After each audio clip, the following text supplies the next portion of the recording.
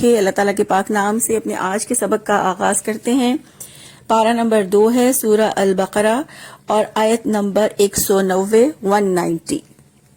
ارشاد باری تعالیٰ ہے وَقَاتِلُوا فِي سَبِيلِ اللَّهِ الَّذِينَ يُقَاتِلُونَكُمْ وَلَا تَعْتَدُوا إِنَّ اللَّهَ لَا يُحِبُّ الْمُعْتَدِينَ۔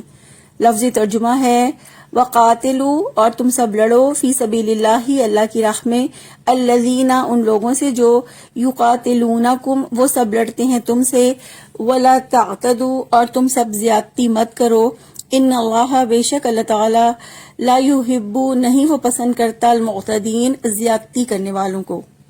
بامحاورہ ترجمہ ہے اور اللہ تعالیٰ کی راہ میں ان سے لڑو جو تم سے لڑتے ہیں اور زیادتی نہ کرو، یقیناً اللہ تعالیٰ زیادتی کرنے والوں سے محبت نہیں کرتا۔ اس آیت مبارکہ میں اللہ تعالیٰ نے مسلمانوں کو مدینہ آنے کے بعد قتال کا حکم دیا ہے، جبکہ اس سے پہلے انہیں روکا گیا تھا۔ فرمایا وَقَاتِلُوا فِي سَبِيلِ اللَّهِ اللہ کی راہ میں لڑو، یعنی اخلاص کے ساتھ لڑو، اللہ کے کلمے کی بلندی کے سوا تمہارا کوئی اور مقصد نہ ہو۔ اور اس فتنوں کے دور میں مسلمانوں کو آپس میں لڑنے کی ممانعت بھی ہے، اسی لیے صرف فرمایا کہ فی سبیل اللہ یعنی اللہ کے کلمے کی بلندی کے لیے لڑو، اللہ کی راہ میں لڑو۔ اور پھر فرمایا الذین یقاتلونکم، کس سے لڑنا ہے؟ ان سے جو تم سے لڑتے ہیں۔ یہاں اللہ تعالیٰ نے ان لوگوں سے جہاد کرنے کا حکم دیا ہے جو مسلمانوں سے جنگ کرتے ہیں۔ یہاں یہ بات بھی سمجھنے کی ہے کہ اللہ سبحانہ و تعالیٰ نے ان لوگوں سے جہاد کرنے کا حکم دیا ہے جو مسلمانوں سے جنگ کرتے ہیں۔ ان میں بوڑھے، بچے، عورتیں، بے عقل لوگ شامل نہیں ہیں۔ اس سے مراد ذمہ دار لڑنے کی اہلیت رکھنے والے کافر مرد ہیں۔ پھر فرمایا وَلَا تَعْتَدُوا اور تم زیادتی نہ کرو، یعنی عورتوں، بچوں، بوڑھے اور بے عقل لوگوں کو جنہوں نے جنگ میں حصہ نہ لیا ہو ان کو قتل نہ کرو۔ اسی طرح جو مقتولین ہیں ان کے اعضاء نہ کاٹو، جانوروں کو قتل نہ کرو اور بغیر مصلحت کے درخت نہ کاٹو۔ اس کے ساتھ ساتھ ایسے کافر جو جزیہ دے کے رہتے ہوں ان کے خلاف لڑنا بھی زیادتی ہے۔ یہاں یہ سمجھنا بھی بہت ضروری ہے کہ اللہ کی راہ میں لڑنا یعنی جہاد کرنے کا مقصد کیا ہے۔ جہاد کا مقصد شر کو دور کرنا اور اللہ تعالیٰ کا کلمہ بلند کرنا ہے۔ اسلام نے جو تصور دیا ہے اس کو اس دور کے انسانوں کی عقل سمجھنے سے قاصر ہیں کہ جہاد نہ مال و دولت کے لیے ہوگا، نہ زمین ہتھیانے کے لیے، نہ شہرت کے لیے، نہ ناموری کے لیے، بلکہ صرف اور صرف اللہ کا کلمہ بلند کرنے کے لیے جہاد کی اجازت دی ہے۔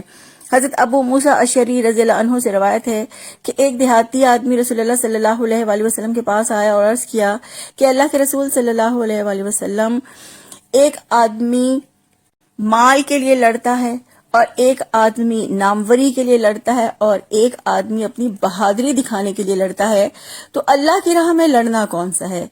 رسول اللہ صلی اللہ علیہ وآلہ وسلم نے فرمایا کہ جو اس لیے لڑے کہ اللہ کا کلمہ بلند ہو وہ اللہ تعالیٰ کی راہ میں لڑنا ہے۔ ہم دیکھتے ہیں کہ آج دنیا میں جو جنگیں لڑی جاتی ہیں وہ اپنے ذاتی مفادات کے لیے لڑی جاتی ہیں، مثلا یا تو خاندانی عزت کے لیے، یا زمین میں اپنی برتری قائم کرنے کے لیے، یا دولت کے حصول کے لیے۔ اسی طرح سے منڈیوں اور خام اشیاء پر قبضے کے لیے جنگیں لڑی جاتی ہیں، یا ایک طبقے پر دوسرے طبقے کی حکمرانی کے لیے، یا ایک نسل پر دوسری نسل کی حکومت کے لیے جنگیں لڑی جاتی ہیں۔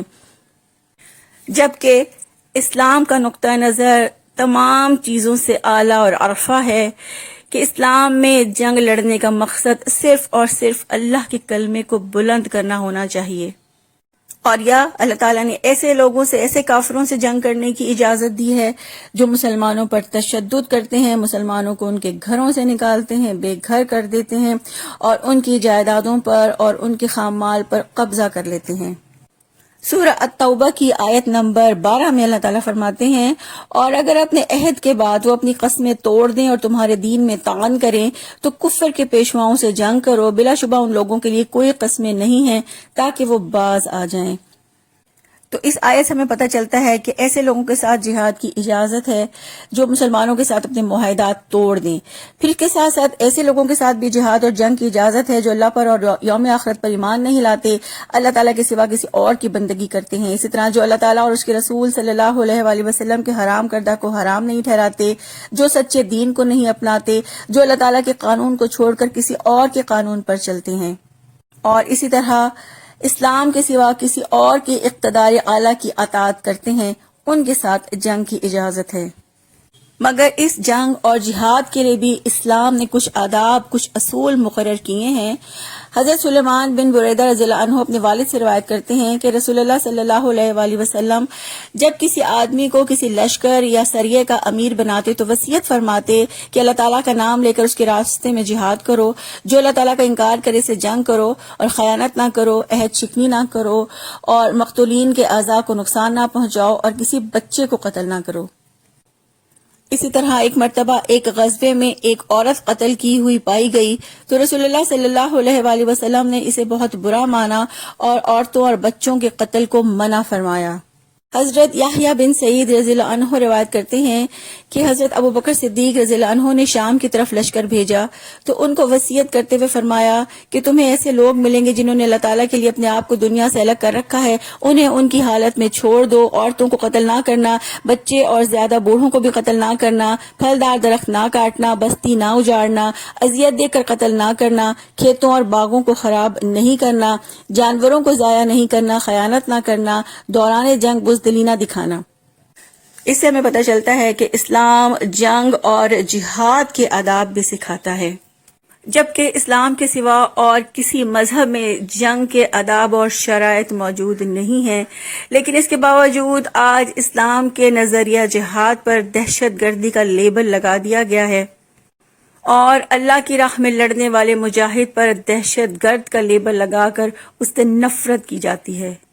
جبکہ سورہ التوبہ کی آیت نمبر 111 میں اللہ تعالیٰ خوشخبری دیتے ہیں کہ یقیناً اللہ تعالیٰ نے مومنوں سے ان کی جانیں اور ان کے مال جنت کے بدلے خرید لیے ہیں.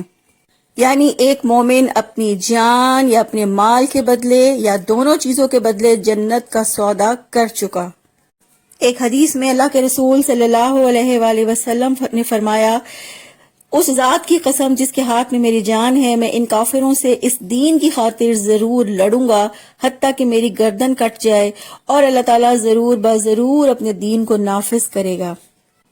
اسی طرح غزوہ احد کے موقع پر ایک صحابی نے رسول اللہ صلی اللہ علیہ وآلہ وسلم سے پوچھا کہ اللہ کے رسول صلی اللہ علیہ وآلہ وسلم اگر میں قتل کر دیا گیا تو میں کہاں جاؤں گا؟ نبی صلی اللہ علیہ وآلہ وسلم نے فرمایا، جنت میں. انہوں نے کھجور پھینک دی جو ان کے ہاتھ میں تھی اور لڑنے لگے یہاں تک کہ شہید ہو گئے. ایک اور حدیث میں اللہ کے رسول صلی اللہ علیہ وآلہ وسلم نے جنت کی خوشخبری دیتے ہوئے فرمایا کہ دشمن سے مقابلے کی تمنا نہ کرو اور اللہ سے عافیت کا سوال کرتے رہو، لیکن اگر دشمن سے مٹھ بھیڑ ہو جائے تو پھر صبر اور ثابت قدمی کے ساتھ لڑو اور جان لو کہ جنت تلواروں کے سائے تلے ہے. اللہ تعالیٰ سے دعا ہے اللہ تعالیٰ ہم تمام ایمان والوں کے دلوں میں جہاد کی سچی روح بیدار فرما دیں اور ہمیں توفیق دیں کہ ہم اپنی جانیں اور اپنے مال اللہ کی راہ میں لگائیں اور جنت کا سودا کر لیں. آمین. سبحانک اللہم و بحمدک نشہد ان لا الہ الا انت نستغفرک و نتوب الیک. السلام علیکم ورحمۃ اللہ وبرکاتہ.